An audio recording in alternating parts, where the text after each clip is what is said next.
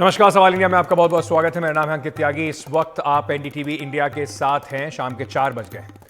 आज शुरुआत कर रहे हैं। तेलंगाना का चुनाव जो है 30 तारीख को चुनाव है और 28 तारीख को शाम 5 बजे यानी कि कल शाम 5 बजे चुनाव का प्रचार रुक जाएगा। और उसको थमने से पहले जिस तरीके से चुनाव का आखिरी दौर, प्रचार का आखिरी दौर चल रहा है, उसमें सभी राजनीतिक पार्टियां कैसे अपनी पूरी ताकत झोंक रही हैं, वो अब स्पष्ट रूप से दिखाई पड़ रहा है। सभी दल पूरी दमखम से अपने बड़े बड़े नेताओं को लोगों के बीच ले जा रहे हैं, यह बात समझाने के लिए कि उन्हीं को वोट देना उनके हित में रहेगा। इसी क्रम में भारतीय जनता पार्टी की ओर से बीजेपी के सबसे बड़े नेता, देश के प्रधानमंत्री नरेंद्र मोदी आज महबूबनगर और करीमनगर में उन्होंने चुनावी रैली की। उन्होंने आज शाम को 5 बजे उनका एक रोड शो भी है हैदराबाद में। हमने देखा राजस्थान में भी किस तरीके से प्रधानमंत्री ने ताबड़तोड़ एक के बाद एक रोड शो किए थे, और वैसा ही अब वो हैदराबाद में करेंगे। अपनी रैलियों में बीआरएस सरकार पर प्रधानमंत्री ने आज तीखा हमला बोला। प्रधानमंत्री ने कहा कि केसीआर को बीजेपी की ताकत का एहसास हो गया है। वे बीजेपी से दोस्ती करना चाहते थे, लेकिन उन्होंने कहा कि तेलंगाना को केसीआर की जरूरत नहीं है। तेलंगाना को बीआरएस के चंगुल से निकालना ही बीजेपी का काम है।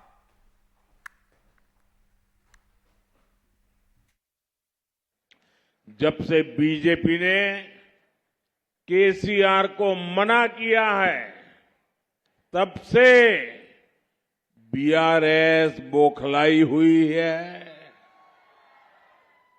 बीआरएस अब मुझे गाली देने का कोई मौका नहीं छोड़ती। बीआरएस जानती है कि मोदी कभी बीआरएस को बीजेपी के आसपास भी फटकने नहीं देंगे, और ये गारंटी भी मोदी की गारंटी है। और मोदी की गारंटी यानी गारंटी पूरी होने की गारंटी। तेलंगाना को बीआरएस के चंगुल से निकालना बीजेपी अपना दायित्व समझती है। यहां केसीआर ने जो जो स्कैम किए हैं, बीजेपी सरकार सभी की जांच कराएगी। तेलंगाना के गरीबों से, तेलंगाना के युवाओं से विश्वासघात करने वालों को छोड़ा नहीं जाएगा। बीआरएस के भ्रष्टाचारियों को जेल भेजने का हमारा संकल्प है। वहीं बीजेपी की ओर से गृह मंत्री अमित शाह भी आज तेलंगाना में हैं। लगातार वहां पर रैलियां और रोड शो कर रहे हैं। आज उन्होंने करीमनगर में एक रैली की और लोगों को बीजेपी के लिए समर्थन करने को कहा। अयोध्या में रामलल्ला का प्राण प्रतिष्ठा करने वाले, और हमने तय किया है को बारी बारी सरकार के 22 जनवरी को मोदी जी अयोध्या में रामलल्ला का प्राण प्रतिष्ठा करने वाले हैं। और हमने तय किया है पूरे तेलंगाना में जिसको भी राम मंदिर का दर्शन करना है, उसको बारी बारी सरकार के द्वारा फ्री ऑफ कॉस्ट अयोध्या जाने की व्यवस्था भारतीय जनता पार्टी करेगी। तेलंगाना की सरकार जो है, वहां पर बीआरएस की सरकार है, केसीआर मुख्यमंत्री हैं, उनको आज चुनाव आयोग की तरफ से एक झटका लगा। चुनाव आयोग ने किसानों के लिए एक जो चलाई जा रही योजना है, रायतू बंधु योजना, उसको अभी रोक लगाने के आदेश दिए।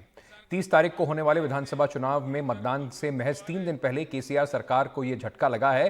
रायतू बंधु योजना में किसानों को जमीन के रकबे के हिसाब से सालाना 10,000 रुपए की मदद दी जा रही है।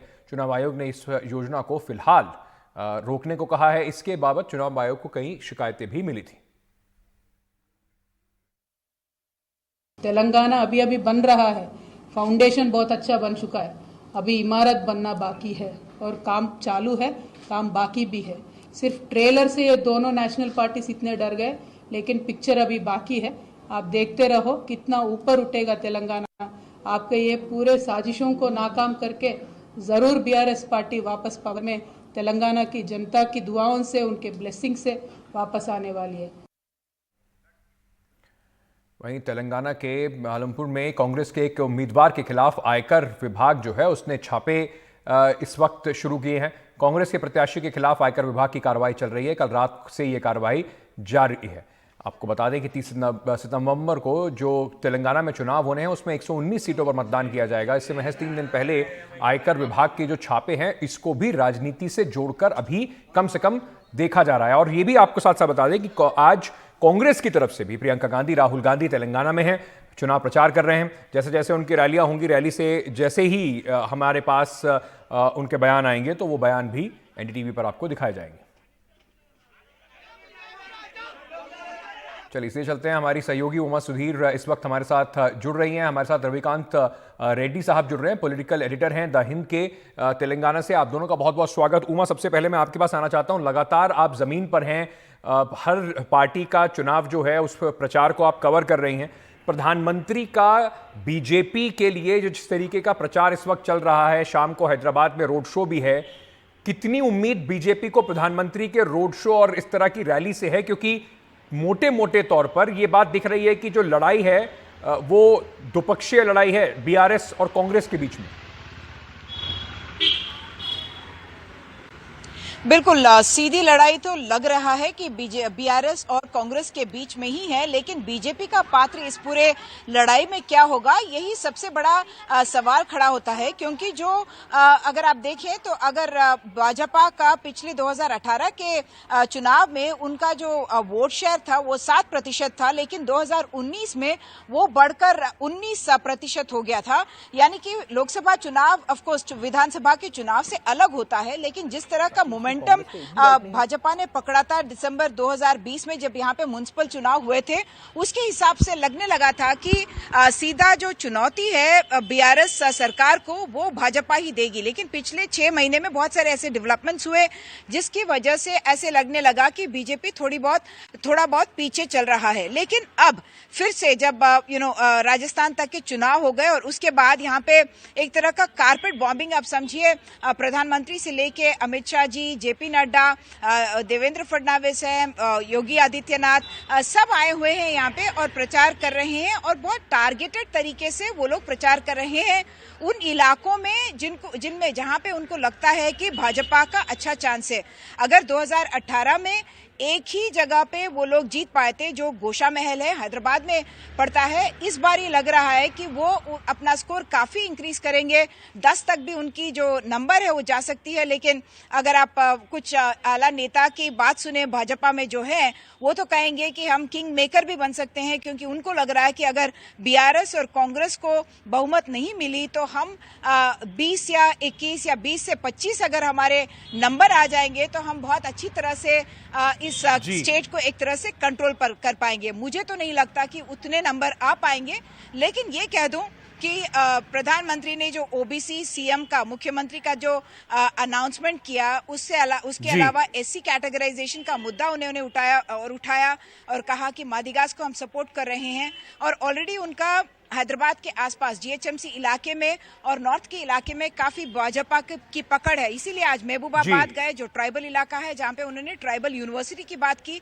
उसके अलावा करीमनगर, जहां से उनके नेता बंडी संजय वहां के कैंडिडेट हैं। तो टारगेटेड उनका एक प्रचार है और उसका इम्पैक्ट जरूर देखने को मिलेगा, क्योंकि एटलीस्ट 20 ऐसे चुनाव क्षेत्र हैं जहां पर लग रहा है कि कांग्रेस तीसरी जगह पे आ सकता है। बिल्कुल। तो ये जो 20 सीटें हैं यहां पर बीजेपी का थोड़ा प्रभाव भी है। क्या यही इस बार निर्णायक साबित होगा कि कांग्रेस वहां पर सरकार पलट पाती है या नहीं पलट पाती? ये एक 3 तारीख के लिए बड़ा इंटरेस्टिंग होगा देखना। लेकिन रविकांत रेड्डी साहब, कांग्रेस पार्टी अगर पिछले चुनाव की बात करें तो बीआरएस और कांग्रेस के बीच में एक अच्छा खासा फर्क था। बीआरएस का करीब 40% वोट शेयर था, कांग्रेस 28% पे थी। तो ऐसे क्या फैक्टर्स हैं जो कांग्रेस को इस बार इतना कॉन्फिडेंस है कि तेलंगाना में जबरदस्त रिजल्ट उनकी तरफ से आ सकता है? एक चीज है 10 साल का जो केसीआर साहब का रूल रहा है, तो 10 साल के बाद एक फटीग इशू नेचुरल है। और जो स्कीम्स पे वो निर्भर है 10 सालों में, वो कुछ पूरे नहीं कर पाए हैं। वो एक रीजन है। और दूसरी तरफ अगर आप देखें तो कांग्रेस काफी रिसर्जेंट हुई है, पर्टिकुलरली जब से रेवंत रेड्डी प्रदेश कांग्रेस कमेटी के अध्यक्ष बने हैं। तो वो एक अलग किस्म के नेता हैं, जो वेरी एग्रेसिव नेता हैं, जो 2018 में उनके पास वैसा नेता नहीं था। जो 2018 में जो उत्तम कुमार रेड्डी साहब, जो अभी नलगोंडा एमपी हैं, वो पीसीसी प्रेसिडेंट थे, वो थोड़ा सॉफ्ट स्पोकन है। जो केसीआर का जो रेटोरिक है, जो केसीआर का कनेक्ट है लोगों के साथ तेलंगाना डायलेक्ट यूज करते हुए, वो उसको मैच नहीं कर पाए उत्तम रेड्डी साहब। तेलंगाना का जो जो खासियत है, एक जो डायलेक्ट, जो प्रोवर्ब्स है, इडियम्स हैं, वो अच्छी तरह से बात कर सकते हैं। और जो मेरे ख्याल से वो उनका एक एसेट बन गए हैं। और जब से रेवंत रेड्डी साहब आए तब से कांग्रेस का रिसर्जेंस दिख रहा है। उसके अलावा अगर आप देखें तो बीजेपी काफी वीक हो गई है। 2019 में जब पार्लियामेंट इलेक्शंस में वो लोग 4 सीट जीते बीजेपी के कैंडिडेट्स, लेकिन उसके बाद पर्टिकुलरली और उनका रिसर्जेंस काफी था जब बंडी संजय प्रेसिडेंट बने यहाँ के। वो भी खुद एक तेलंगाना डायलेक्ट में, जो केसीआर साहब के भाषा में वो खुद बोलते हैं, लोगों के साथ अच्छा उनका जुड़ गए थे वो। जब से उनको हटाया है, फिर किशन रेड्डी साहब को लेके आया एज पार्टी प्रेसिडेंट, सबसे थोड़ा बहुत बीजेपी का उसका इमेज थोड़ा that this government, this party is not willing to take on BRS, वैसा इमेज नीचे चला गया है। तो उसके बाद वो एक रीजन है जो कांग्रेस का रिसर्जेंस ज्यादा हो गया है। और कर्नाटका इलेक्शंस का असर भी यहाँ पे पड़ा है। और कर्नाटका इलेक्शंस जो कांग्रेस जो जीता, जो 5 वादे उन्होंने दिए थे, यहाँ पे तो 6 वादे वो लोग कर रहे हैं, जो 6 प्रोमिसेस, उसके कारण भी काफी उनको माइलेज मिला है ग्राउंड लेवल पे। बट मेरे ख्याल से अभी भी काफी टफ है सिचुएशन। बीआरएस और बीजेपी के, बीआरएस और कांग्रेस के बीच में टक्कर चल रहा है। बट पिछले 10 दिनों में अगर आप देखें तो बीजेपी का एक सडन दैट ग्रोथ आप देख रहे हैं कि प्रधानमंत्री 4 बार आ चुके हैं, देन होम मिनिस्टर 4 बार आ चुके हैं यहाँ पे, अमित शाह, और योगी आदित्यनाथ आए हैं 2-3 दिन से यहीं पे हैं।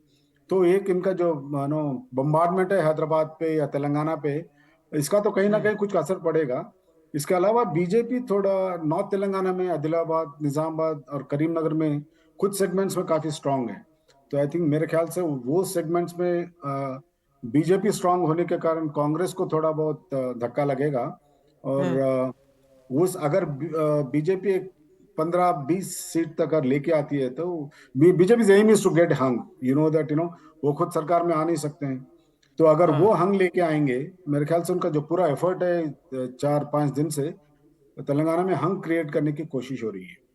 ठीक है उमा, अगर ये समझा जाए इस वक्त तेलंगाना के चुनाव में कि जितना क्लोज इलेक्शन बार बार लोग बात कर रहे हैं कि कांग्रेस को थोड़ा अपस्विंग जरूर इस चुनाव में मिला है, ये जो अभी इलेक्शन कमीशन ने रायतू बंधु स्कीम को रोका है और इसी के साथ साथ सीधे केसीआर ने कांग्रेस के ऊपर हमला बोल दिया। उन्होंने कहा कि इन्होंने शिकायत की थी, आपकी जेब में जो पैसा आ रहा है इन्होंने रोक दिया।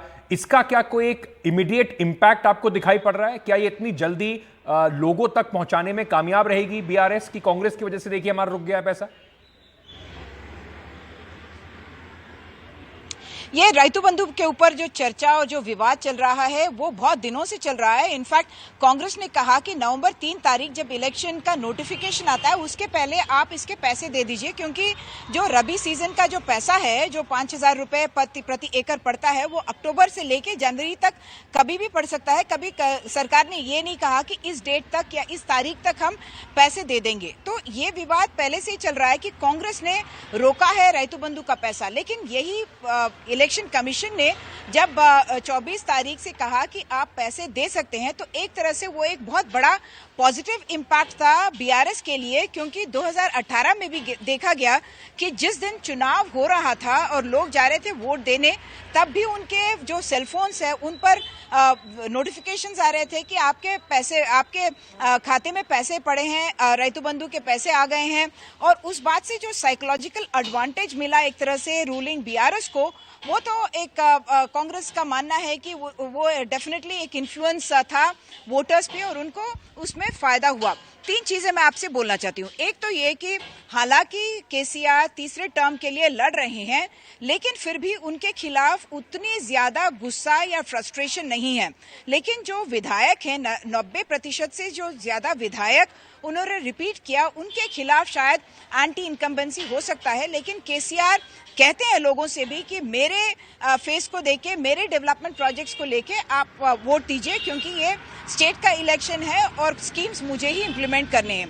दूसरी चीज जो आप कह रहे हैं, रैतु बंधु या फिर पेंशन, जिसको कहते हैं आसरा पेंशन, यानी कि बड़े बूढ़े लोग या फिर विकलांग जो लोग हैं, उनके जो पेंशन्स हैं वो सही सलामत आ रहे थे। और रैतु बंधु का भी 11 सीजन्स हो चुके हैं अब तक, और इन सारे 11 सीजन्स में अगर आप देखें तो 65 लाख किसान इसका लाभ उठा चुके हैं, और उसके लिए उनका काफी गुडविल बीआरएस सरकार की तरफ उनका गुडविल है।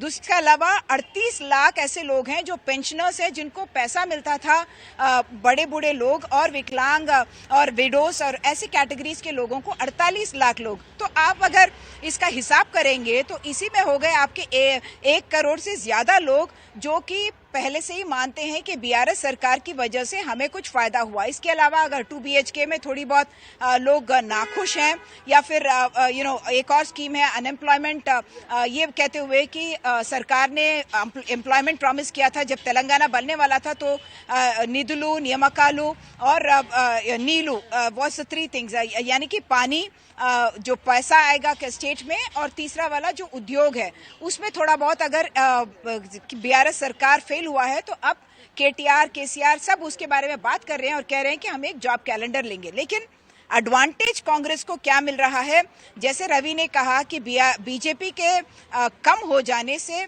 एक तरह से कांग्रेस को ऑटोमेटिक एंटी इनकम्बेंसी का एडवांटेज मिला, तो वो एक चीज। दूसरी एक बहुत अहम चीज भी यहाँ पे हुई है, वो ये कि हम हमेशा समझते हैं कि हैदराबाद में जो मुसलमान हैं वो एमआईएम को वोट देते हैं। अगर तेलंगाना की हम बात करें तो 13% इसमें मुसलमान हैं।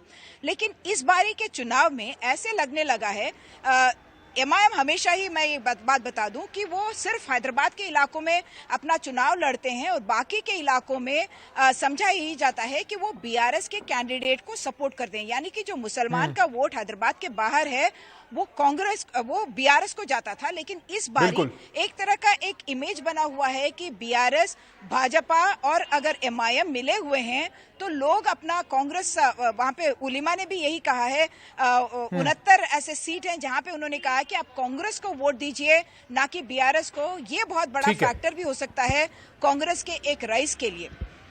कांग्रेस का जो राइज है, तो क्या ये माना जाए रेड्डी साहब, अंत में मैं इन कंक्लूजन अगर आपसे पूछूं कि ये चुनाव जैसे जैसे वोट की तारीख पास आ रही है बहुत क्लोज होता जा रहा है, कांग्रेस का एक थोड़ा गुडविल है तेलंगाना में, जो बिल्कुल अगर पिछले चुनाव में देखें सोनिया गांधी और जो गांधी फैमिली है उसके लिए गुडविल है, तो क्या कांग्रेस पार्टी उस गुडविल को भुना के इस सिचुएशन में इस वक्त खड़ी हुई है कि वो या तो इस चुनाव को, जैसे आपने कहा कि इसके 3 नतीजे हो सकते हैं, हंग असेंबली हो सकती है, कांग्रेस जीत भी सकती है, या फिर रिस्पेक्टेबल सेकंड भी हो सकती है?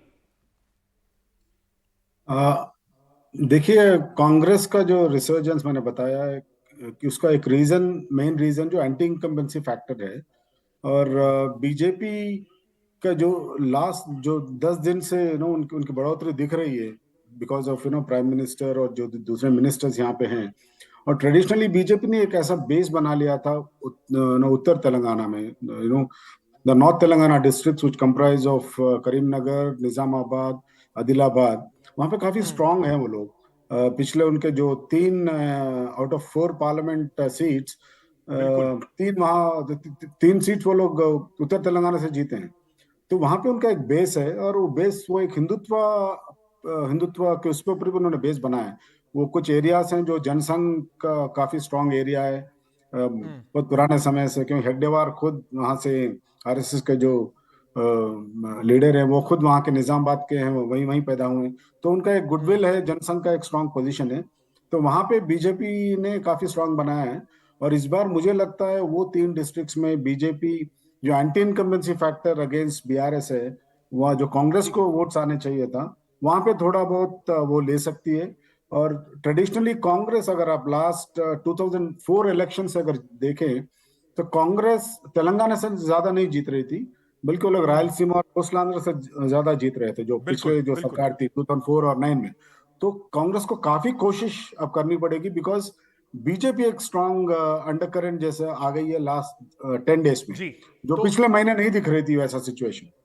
बिल्कुल। तो कुल मिलाकर ये माना जाए कि कम से कम कांग्रेस के लिए जो वो लगातार बात कह रही है कि देखिए कहीं ना कहीं बीआरएस को बीजेपी का सपोर्ट मिल रहा है, तो कांग्रेस के लिए एक बड़ी चिंता वाली बात इस वक्त बीजेपी का जो धुआंधार प्रचार है वो जरूर होगा, क्योंकि वो काफी सारी सीटों पे निर्णायक फैसला कांग्रेस के विपक्ष में हो सकता है। लेकिन एक इंटरेस्टिंग चुनाव है, लगातार हमारे सहयोगी उमा हमारे साथ बनी रहेंगी, जिस पूरे चुनाव प्रचार को वो कवर कर रही हैं और बताती रहेंगी हमें क्या क्या वहां पर हो रहा है। लेकिन अभी के लिए आप दोनों का हमारे साथ जुड़ने के लिए बहुत बहुत शुक्रिया।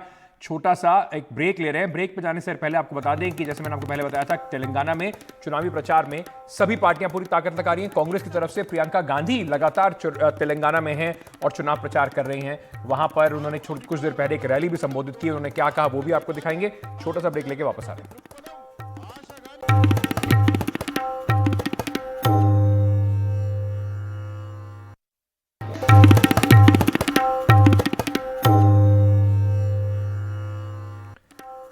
चलिए अब आपको अपडेट देते हैं। उत्तरकाशी में, उत्तराखंड के उत्तरकाशी में सिलक्यारा टनल में इस वक्त क्या हालात बने हुए हैं, कैसे 41 मजदूरों को बचाने के लिए अब भारतीय सेना भी मैदान संभाल रही है। उत्तराखंड के उत्तरकाशी में सुरंग में जो 41 मजदूर हैं, 16वां दिन है आज और वो अभी भी फंसे हुए हैं। सेना की इंजीनियरिंग विंग के जवान जो हैं वो और अधिकारी वहां पर सरकारी एजेंसियों की मदद के लिए पहुंच चुके हैं। प्रधानमंत्री के प्रमुख सचिव पीके मिश्रा भी यहां पर अब पहुंचे हैं हालात का जायजा लेने के लिए। दोनों अधिकारियों के साथ केंद्र के और भी अधिकारी वहां पर पहुंचे हैं। श्रमिकों को बाहर निकालने के रास्ते में लगातार मुश्किलें और बाधाएं आ रही हैं, जिसके कारण अभी भी 16 दिन होने के बाद भी श्रमिक फंसे हुए हैं।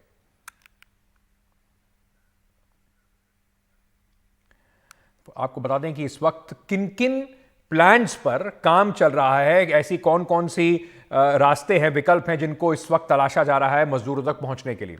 ऑगर मशीन का जो हिस्सा है उसको निकाला जा रहा है और 12 मीटर की जो ड्रिलिंग है वो अब बची है। अब उसके बाद मैनुअल ड्रिलिंग की जाएगी और कोशिश की जाएगी कि जो बिल्कुल एक्सपर्ट मैनुअल ड्रिलिंग के माइनर्स हैं वो वहां पर पहुंचे और खुद खुदाई करके, हाथ से खुदाई करके मजदूरों तक पहुंचा जा सके। उसके बाद वर्टिकल ड्रिलिंग जो है एक उसका भी रास्ता अपनाया गया है। 86 मीटर की वर्टिकल ड्रिलिंग की बात कही गई है। 31 मीटर की खुदाई हो चुकी है। वर्टिकल ड्रिलिंग करने के में करीब 100 घंटे के आसपास का समय लग सकता है। 30 नवंबर तक ये पूरी हो जाने का अनुमान लगाया जा रहा है। सतलुज विद्युत लिमिटेड जो है वो ये ड्रिलिंग कर रही है। उसके साथ साथ परपेंडिकुलर हॉरिजॉन्टल ड्रिलिंग जो है उस पर भी काम चल रहा है। 8 नवंबर को परपेंडिकुलर 180 हॉरिजॉन्टल ड्रिलिंग जो है उस पर काम शुरू किया गया। 14 दिन में मजदूरों तक पहुंचने का टारगेट इसमें रखा गया है। फिर वहीं बड़कोट का, यानी कि टनल का जो दूसरी तरफ का इलाका है, जो छोर है, उसकी तरफ से ब्लास्टिंग करके भी मजदूरों तक पहुंचने की कोशिश की जा रही है। बड़कोट के तरफ से हॉरिजॉन्टल ड्रिलिंग उसके बाद की जाएगी। 10 मीटर हॉरिजॉन्टल ड्रिलिंग हो चुकी है। अब तक करीब 4 ब्लास्ट किए जा चुके हैं। ड्रिफ्ट टनल जो है उस पर भी काम किया जा रहा है। ड्रिफ्ट टनल का काम जो है वो अभी जारी है। वहां पर फ्रेम्स बनाने के लिए फैब्रिकेशन जो है वो इस वक्त की जा रही है।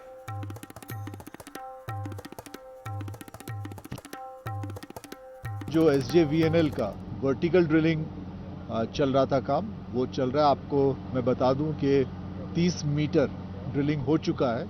हमें शायद टोटल 86 मीटर की ड्रिलिंग करनी है और वो काम अच्छे से चल रहा है। थोड़ी बहुत उसमें पानी आई थी, उसको हमने डी वाटरिंग की है और कुछ अभी कुछ पत्थर आ रहे हैं जो कि थोड़ा सा कठिन काम है, लेकिन वो भी हम ड्रिलिंग करेंगे। ये काम बिल्कुल ट्रैक पे है। रॉक का स्ट्रेटा का पता चल पाए, एक ट्रायल बोर जैसा आप उसको समझ सकते हैं, वो हमने रखा है। वो भी हमने 75 मीटर तक ड्रिलिंग कर लिया है और उसमें जो भी हमें जियोलॉजिकली जो भी हमारे फाइंडिंग्स आ रही है, वो हम जो बड़े SJVNL की ड्रिलिंग कर रहे हैं उसमें हम वो फाइंडिंग्स हमारे लिए उसमें फ़ायदेमंद है। देखिए, काफ़ी प्रयास सभी ने किया है। इसमें हमारे जो कटर हैं, काटने वाले हैं, उन्होंने आगर मशीन काट के पूरी निकाल ली है। आगे का कुछ पाइप का हिस्सा भी टेढ़ा हुआ है, वो भी नुकसान हुआ है, उसको भी काट के बाहर निकालेंगे। उसके बाद ड्रिलिंग का काम और पुशिंग का काम शुरू होगा। हम उम्मीद करते हैं कि जल्दी जल्दी ये काम पूरा होगा। चलिए इसे चलते मेरे सहयोगी किशोर रावत इस वक्त हमारे साथ जुड़ रहे हैं। किशोर, क्या अभी फिलहाल हालात हैं और कहां पर पूरी स्थिति जो है वो अभी पहुंची हुई है? आज वरिष्ठ अधिकारी भी आए थे पीएमओ से, क्या जानकारी अभी आ रही है? देखिए, फिलहाल जो ऑगर का सबसे आगे का जो ड्रिल वाला पार्ट है उसे जानकारी मिल रही है कि वो फंसा है, उसे काटने का प्रयास करके बाहर निकाला जा रहा है। उसके बाद जो मैनुअल ड्रिलिंग के लिए जो 6 वर्कर्स बुलाए गए उनको अंदर भेजा जाएगा और वो काम शुरू करेंगे। दूसरी जो वर्टिकल ड्रिलिंग है उसका भी काम तेजी से चल रहा है। करीबन 31 के लगभग मीटर जो 1.2 का जो डायामीटर है वाला पाइप है उसको ड्रिल किया गया है। इसके अलावा तमाम जो काम है उनको निकालने के लिए उनको किया जा रहा है। प्रधानमंत्री कार्यालय से भी यहाँ पर तमाम जो बड़े अधिकारी पहुँचे थे। प्रधानमंत्री के प्रमुख सचिव PK मिश्रा जी यहाँ पर पहुँचे थे और उन्होंने यहाँ पर तमाम चीज़ों का जायज़ा लिया। एक थोड़ी सी तस्वीर मैं दिखाना चाहूँगा। सामने वहाँ पर हवन किया गया है। वहाँ पे जो केंद्रीय राज्य मंत्री है VK सिंह, वो भी इस हवन में शामिल हुए और हवन इसलिए किया गया है ताकि जो अंदर लोग फंसे हैं और जो मशीनें बार बार रुक रही है, अड़चनें आ रही है, दिक्कतें आ रही है, मुश्किलें आ रही है, उनको ठीक किया जा सकते हैं। भगवान से प्रार्थना की जा रही है। भगवान यहाँ पे जो इनके स्थानीय देवता है बौगनाथ, उनसे प्रार्थना की गई है कि यहाँ से जो लोग फंस रहे हैं उनको अब बाहर निकाल दिया जाए। बहुत उन्होंने कष्ट काट लिए हैं और अब ऐसे में यहाँ पर जो पूरा हवन किया गया है स्थानीय लोगों ने, तो VK सिंह भी यहाँ पहुँचे हैं। तो शायद आस्था और भगवान के साथ जो टेक्नोलॉजी यूज़ की जा रही है, जो मशीनें यूज़ की जा रही है, उसको लेकर यहाँ पर दोनों का संगम करते हुए इन लोगों को बाहर निकालने का प्रयास किया जा रहा है। जी, बहुत बहुत शुक्रिया हमारे साथ जुड़ने के लिए किशोर। इस वक्त ये जानकारी किशोर टनल के जो इलाका है वहाँ से दे रहे हैं। छोटा सा एक ब्रेक लेके हम वापस आ रहे हैं। खबरों का सिलसिला जारी है, बने रहिए हमारे साथ।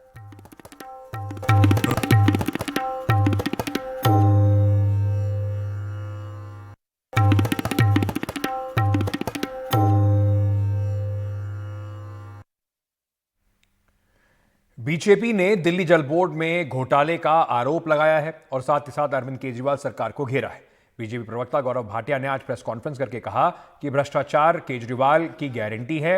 उन्होंने ये भी कहा कि जल बोर्ड में ठेके के पैसे को बढ़ाकर घोटाला किया जा रहा है। ऐसा आरोप अब भारतीय जनता पार्टी ने नया आरोप लगाया है। दिल्ली जल बोर्ड स्कैम और ये घोटाला है क्या? 10 STP sewage treatment plant, estimated cost आई 1500 करोड़ के आसपास। 1500 करोड़। कॉन्ट्रैक्ट जो दिए गए ये कितने के दिए गए? ये करीब 1950 करोड़। मतलब 30% वृद्धि हो गई। जो खुद एस्टिमेट लगवाया था उसके ऊपर 30% वृद्धि करके कॉन्ट्रैक्ट दे दिए गए। अरविंद केजरीवाल की गारंटी यह है कि अगर कोई सरकारी काम आएगा तो उसमें भ्रष्टाचार और कमीशन खोरी तो वो करेंगे ही करेंगे। मैं पूछना चाहता हूं अरविंद केजरीवाल जी, मैं जानता हूं भ्रष्टाचार करने के आप PhD होल्डर हैं, तो भारतीय जनता पार्टी भी वो स्कूल मास्टर है जो ईमानदारी से जनता के मुद्दे उठाती है। वहीं नागरिक संशोधन कानून जो है CAA, उसको लेकर देश में किस तरीके से उस पर चर्चा हुई थी, उस पर बड़ा विवाद भी हुआ था। उसको लेते हुए आज केंद्र मंत्री ने कहा है कि वो लागू जरूर होगा और इसके लिए राज्यसभा में जो समिति है वो उसके नियम बनाने के लिए 30 मार्च 2024 को तारीख जो है वो तय की गई। ये बात केंद्रीय गृह राज्य मंत्री अजय मिश्र टेनी ने कही है। अजय मिश्र टेनी ने कहा है कि पश्चिम बंगाल के उत्तर 24 परगना जिले को एक सार्वजनिक सभा में इस तरीके की उन्होंने बयान दिया और उन्होंने कहा कि यह बिल 2019 में संसद के दोनों सदनों से पारित हो चुका है। इसे कानून के तहत 31 दिसंबर 2014 से पहले अफगानिस्तान, बांग्लादेश और पाकिस्तान में भारत आए हुए हिंदुओं, सिखों, बुद्धों, जैनियों, पारसियों और ईसाइयों को भारतीय नागरिकता दी जानी है। इस पर विवाद यह था कि मुसलमानों को छोड़कर बाकी सभी को इसमें तरजीह दी गई। पार्लियामेंट में रखा, उसको 10 तारीख को लोकसभा में पास हो गया और 11 दिसंबर को राज्यसभा से हमने पास करा लिया, 12 दिसंबर को अधिनियमित हो गया और 10 जनवरी 2020 को CAA अपने देश में लागू हो गया। लागू होने के बाद ये होता है कि उसके नियम, कानून, कायदे बनाए जाते हैं। उसके बाद वो जो लॉ होता है वो इम्प्लीमेंट होता है। वो कानून बनाने के लिए उसको दिया गया है। तो अभी जो लोकसभा की विधान बनाने की समिति है उसने 9 जनवरी 2024 और राज्यसभा की जो विधान बनाने की समिति है उसने 30 मार्च 2024 ऐसे उन्होंने वहाँ पर वो जो है तिथि दी है कि हम तब तक उसको बना लेंगे।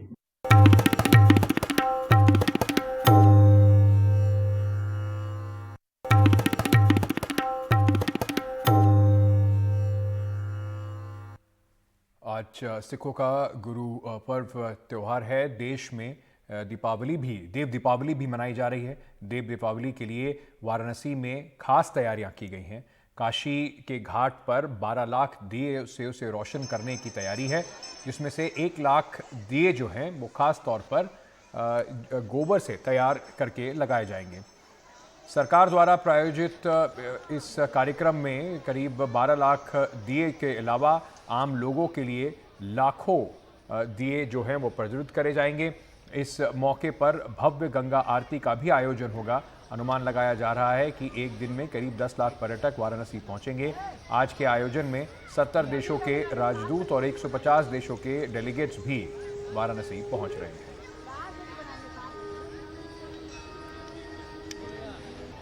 हमारे सहयोगी हिमांशु मिश्रा वाराणसी से ज्यादा जानकारी दे रहे हैं। वाराणसी की बात हो तो माँ गंगा का नाम मन में अपने आप ही आ जाता है और माँ गंगा का नाम हो तो डुबकी लगाने का मन करने ही लगता है। वैसे तो माँ गंगा में डुबकी लगाने का हर समय कोई भी निश्चित समय नहीं है, कभी भी लगाया जा सकता है, लेकिन आज एक विशेष पर्व है। आज कार्तिक पूर्णिमा है, इसीलिए हम देख रहे हैं कि यहाँ पर लाखों की संख्या में वाराणसी के दशाश्वमेध घाट पर लाखों की संख्या में लोगों का जुटान हुआ है। और ये सिर्फ इस घाट पर नहीं, गंगा के जितने भी घाट हैं उन सभी पर तकरीबन ऐसी ही भीड़ आपको मिलेगी।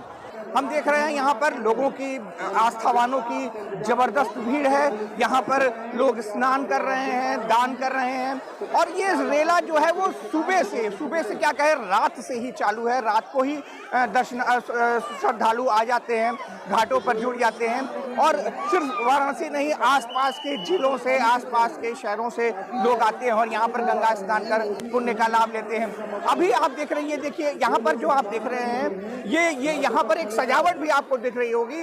ये सजावट जो है वो शाम के लिए है। शाम को यहाँ पे जिन घाटों पर आपको असंख्य लोग दिख रहे हैं, शाम को इन्हीं घाटों पर, इन्हीं घाटों की सीढ़ियों पर असंख्य दिए जलते नजर आएंगे। जी हाँ, ये पर्व होगा देव दीपावली का।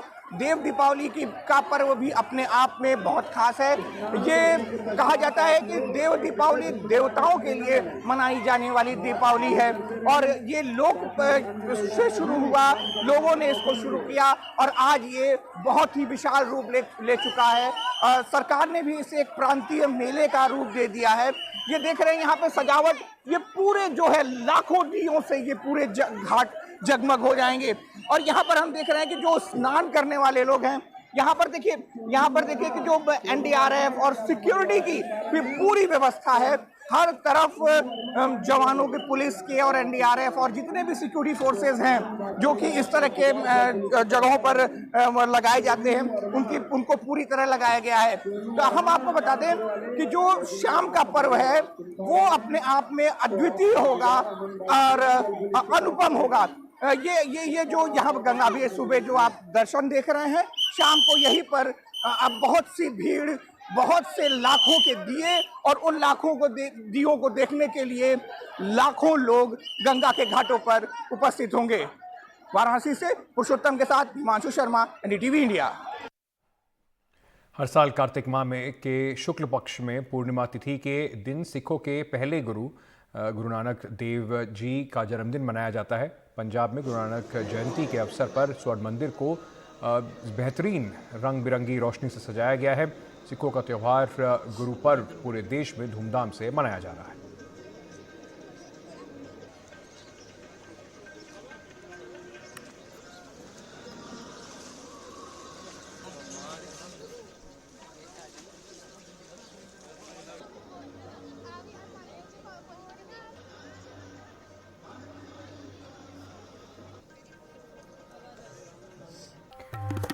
एनडीटीवी में आज के लिए अभी इतना ही। खबरों का सिलसिला जारी है, बने रहिए हमारे साथ।